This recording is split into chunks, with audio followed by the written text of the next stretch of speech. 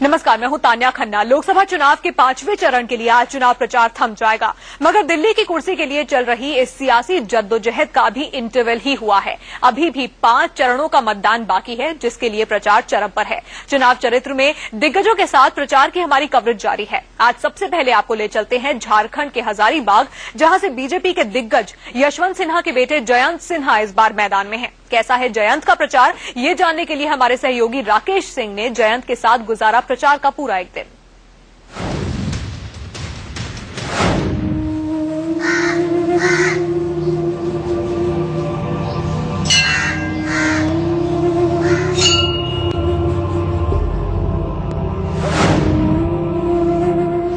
हजारीबाग से बीजेपी के प्रत्याशी जयंत सिन्हा प्रचार के लिए अब तैयार हो गए हैं और अब ब्रेकफास्ट करने के बाद जयंत जो हैं अब फील्ड में निकल जाएंगे।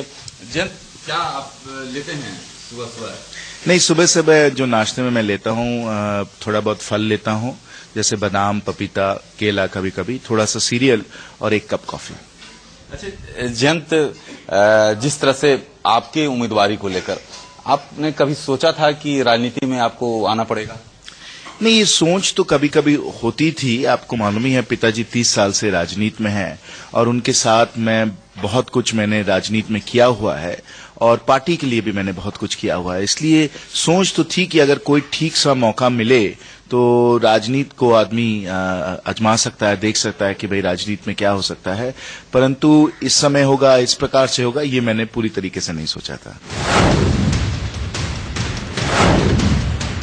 हजारीबाग लोकसभा सीट में विधानसभा की कुल 5 सीटें आती हैं।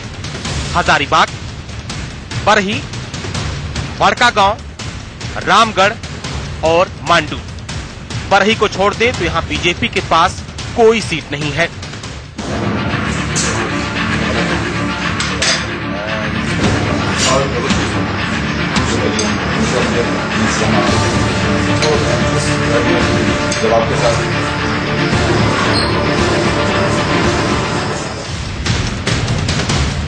सुबह चाय नाश्ते के बाद जयंत निकल पड़ते हैं अपनी वोट यात्रा पर।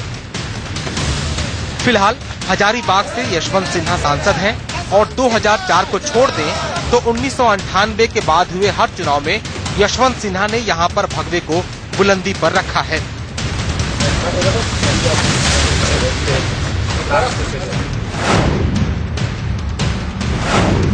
हजारीबाग में मुकाबला काफी रोचक है, क्योंकि यहाँ मुकाबला बीजेपी, कांग्रेस और आजसू के बीच में है। बीजेपी से उम्मीदवार जयंत सिन्हा, आज हम उनके दिन भर उनके साथ रहेंगे और जानने की कोशिश करेंगे कि आखिरकार उनका राजनीतिक मिजाज किस तरह का है। आइए।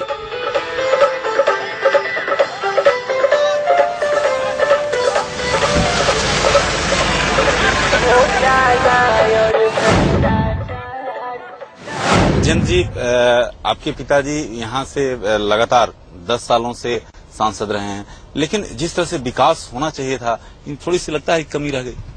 नहीं, आपको देखना चाहिए कि ये क्षेत्र की क्या हालात थे।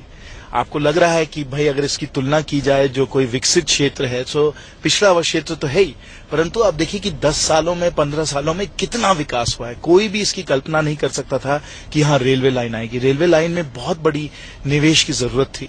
3-4 हजार करोड़ पैसे खर्च हुए हैं और वो रेलवे लाइन बनी है। अगर मेरे पिताजी नहीं होते और वो दबाव नहीं डालते, पूरी तरीके से इसकी प्लानिंग नहीं होती, तो ये रेलवे लाइन नहीं बनती। और ये रेलवे लाइन की सुविधा जो है वो 5 साल के लिए नहीं है, 2 साल के लिए नहीं है, 100 साल के लिए इस क्षेत्र को बदल देगी वो। साथ साथ देखिए NH-33 की 4 लेनिंग हुई है, एक और बहुत भारी एक योजना है जिसके द्वारा इस क्षेत्र को बहुत लाभ पहुंचा है। फिर मैं अनेक ऐसी आपको बताऊंगा कि क्षेत्र में विकास का क्या परिवर्तन क्या हुआ है। जैसे कि आप प्रधानमंत्री ग्राम सड़क योजना को ले लीजिए, जिसके द्वारा हर गांव को शहर के साथ जोड़ा गया है।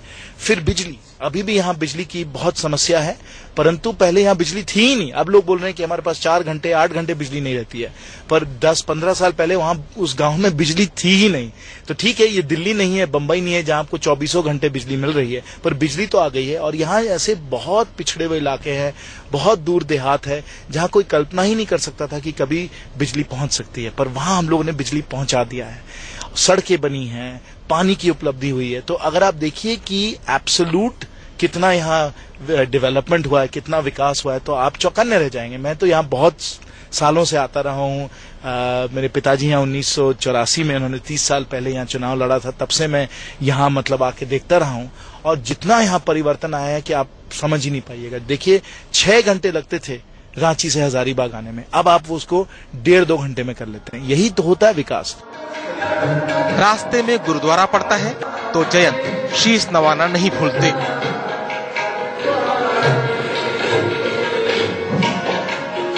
मंदिर में पूजा और गुरुद्वारा में माथा टेकने के बाद जयंत सिन्हा का काफिला कुजू में आकर रुका है। यहाँ पर 9 बजे का कार्यक्रम था, लेकिन 2 घंटे से लेट उनका काफिला यहाँ पर पहुंचा है और यहाँ पर सभा को संबोधित कर रहे हैं। अगर आज किसान क्रेडिट कार्ड है किसानों के पास, अगर आज इस क्षेत्र में 6000 कुएं खोदे गए, अगर आज NH-33 की 4 लेनिंग हुई है भाई और बहनों, जो आपके सामने है, और अगर आज 15 साल के संघर्ष के बाद हजारीबाग में रेलवे लाइन है भाई और बहनों, तो ये प्रमाण देती है आपको, ये भारतीय जनता पार्टी की विकास की राजनीति है, विनाश की राजनीति नहीं। रोता हुआ बच्चा ढूंढता है मां की गोदी, बेचैन देश ढूंढ रहा है नरेंद्र मोदी भाई और बहनों, नरेंद्र मोदी।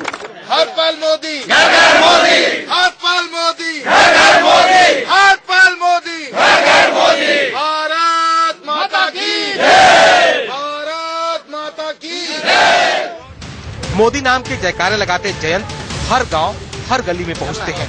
विकास के अलावा भ्रष्टाचार का मुद्दा जयंत हर सभा में उठाते हैं। मोदी याद रखिए, जो आंगनवाड़ी सेविका है ना, आप जानते ना आंगनवाड़ी सेविका को, हाँ, इसलिए हमारी एक योजना है और हम लोग इस योजना के द्वारा कोशिश करेंगे कि जो आंगनवाड़ी सेविका बच्चों के सेहत के लिए और काम कर पाए।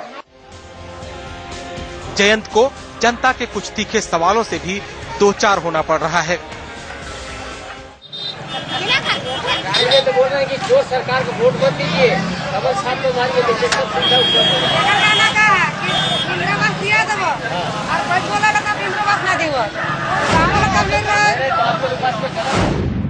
जयंत सिन्हा धुआंधार प्रचार कर रहे हैं और जनता से वादा कर रहे हैं कि जो पिता के उनके अधूरे सपने हैं उसको किस तरह से वे पूरा करेंगे। लेकिन जनता उनसे सीधे तौर पर प्रश्न पूछ रही है कि जो पिछले 10 सालों में उनके पिता ने जो वादे किए थे उसका क्या हुआ। दरअसल झारखंड प्राकृतिक संसाधनों के लिहाज से देश के सबसे अमीर राज्यों में से एक है, मगर विकास अभी कोसों दूर है। और जब से ये नया राज्य बना है, बीजेपी का शासन यहाँ रहा है। खास तौर पर हजारीबाग से यशवंत सिन्हा काफी वक्त तक सांसद रहे हैं। जो वादे कर रहे हैं जयंत, क्या उनके वादों पर भरोसा है कि वो पूरा? एकदम भरोसा है, एकदम पढ़े लिखे आदमी है, शिक्षित आदमी है। पूरे देश में तीसरे चौथे नंबर पर इतना मतलब जो पॉलिटिकल आदमी जो चुनाव लड़ रहे हैं, हम शिक्षित आदमी हैं। पूरा विश्वास है कि एकदम खरा उतरेंगे। शिक्षा के बारे में भी अभी जनता को बता रहे थे, सिंचाई के भी बारे में बता रहे थे। पूरा हम लोगों को विश्वास है कि जमीन पर खरा उतरेंगे। अच्छा, आप बताइए, जो वादे कर रहे हैं जयंत, क्या उनके वादों पर भरोसा है कि आप? पूरा भरोसा है, भरोसा तो है। क्या आपसे आपकी मांग क्या है उनसे? विकास का मांग है, देश को थोड़ा अच्छा चलाइए, महंगा भ्रष्टाचार को बचाइए, यही सब मांग है। आप बताइए, आप जो मौजूदा यहाँ की समस्या है, क्या जयंत सिन्हा उसको दूर कर सकते हैं? कर सकते हैं जरूर, वैसा अगर जीता भेजे रहे हैं, अब क्या करते हैं वो देखेंगे। हम लोग जिताएंगे, हम लोग तो पूरा वोट देवे करेंगे उसी में। आपको भरोसा है कि जयंत जो है यहाँ पर अच्छा काम करेंगे? अच्छा काम करेंगे, हाँ, वो पूरा भरोसा। आप बताइए, यहाँ पर जो नेता आते हैं कई वादे करते हैं, लेकिन जयंत जिस तरह से वादे कर रहे हैं, क्या आपकी जो मांग है क्या इस पर खरा उतरेंगे? क्या हमका तो आशा नहीं है सर, क्योंकि इसके पिताजी हमारे यहाँ का जो है वित्त मंत्री रह चुके हैं और साथ साथ हमारे हजारीबाग का सांसद भी रह चुके हैं। लेकिन शायद लगता है उसके बाद भी बहुत से सांसद रहे हैं, लेकिन किसी का ये एरिया में जो है भारी कदम नहीं उठाया है। मैंने जो पिछड़ा नजर आता है वो नजर आता ही रहेगा। बहरहाल लोगों के कुछ सवाल जरूर हैं, मगर जयंत लोगों के बीच हंसमुख और मिलनसार स्वभाव के लिए भी मशहूर है। लिहाजा वो दूसरे नेताओं से थोड़े अलग हैं।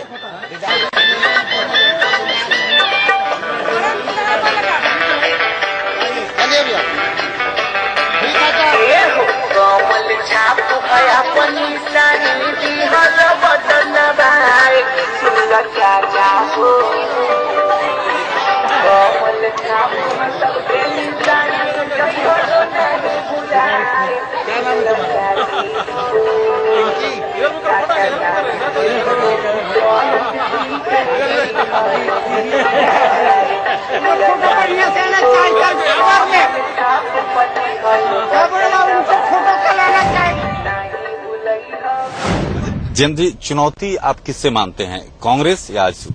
नहीं, देखिए, चुनौती राष्ट्रीय दल से ही है, क्योंकि हम भी राष्ट्रीय दल हैं। जो क्षेत्रीय दल हैं उनमें कोई दम नहीं है, वो सरकार तो बना नहीं सकते। जैसे मैंने आपको पहले बताया, जनता बिल्कुल स्पष्ट समझ रही है कि ये देश का चुनाव है और देश के चुनाव में उन्हें एक सरकार बनानी है। क्षेत्रीय दल तो सरकार बना नहीं सकते ना, और ये तो जनता एकदम समझ गई है। जनता जानती है कि दो राष्ट्रीय दल हैं, एक कांग्रेस है और एक भारतीय जनता पार्टी है। कांग्रेस भी फैली हुई है क्षेत्र में, और इस कारण लोग सोच रहे हैं कि कांग्रेस को दें और भारतीय जनता पार्टी को दें, परंतु जब वो इस निर्णय पे आते हैं तो उनको एकदम साफ नजर आता है कि एक ही विकल्प है, नरेंद्र भाई मोदी, भारतीय जनता पार्टी। इसलिए ये चुनाव एक तरफा हो गया है, मुझे लगता है। अच्छा जयंत जी, एक थोड़ा टेढ़ा प्रश्न है लेकिन ये पूछना लाजमी है, क्योंकि जिस तरह से नरेंद्र मोदी को लेकर शुरुआत में जिस तरह से यशवंत सिन्हा ने अपने तीखे तेवर दिखाए थे, क्या लगता है कि जिस तरह से आपके पिताजी ने बातें कही थी वो उचित नहीं था, या ये स्वतः स्फूर्त? मेरे पिताजी नरेंद्र भाई मोदी जी के हरदम सहयोग में रहे हैं। उन्होंने हरदम कहा है कि अगर देश का कोई भी प्रधानमंत्री अभी बन सकता है जिसमें वो क्षमता हो, वो योग्यता हो, वो काबिलियत हो, वो मजबूती हो, तो वो नरेंद्र भाई मोदी ही कर सकते हैं, और कोई नहीं।